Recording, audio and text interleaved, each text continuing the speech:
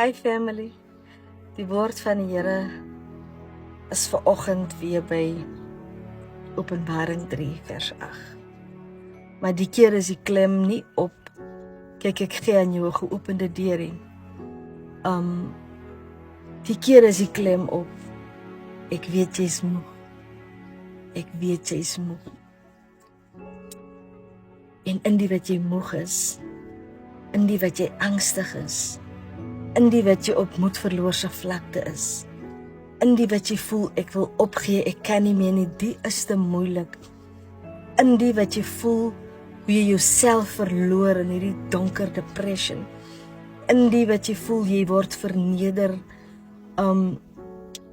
mense sien nie jou value nie. In dit alles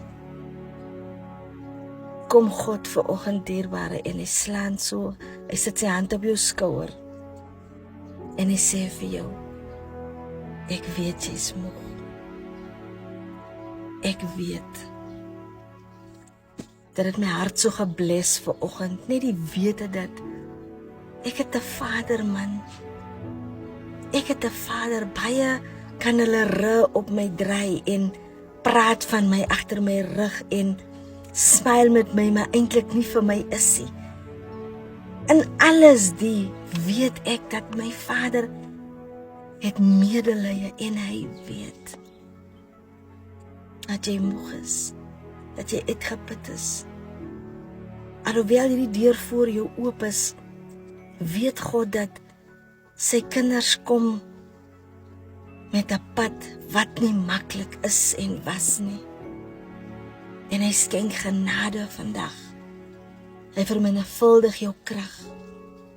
En hy gee jou die vermoë om die journey klaar te maak. My broer, my suster, ek wil vanoggend vir jou bemoedig deur te sê, gaan aan. Die deur is oop. En God weet jy is moeg. Maar hy gaan jou die vermoë gee, die kapasiteit gee om die voorreg te hê om hy geopende deur te kan ervaar en te embrace.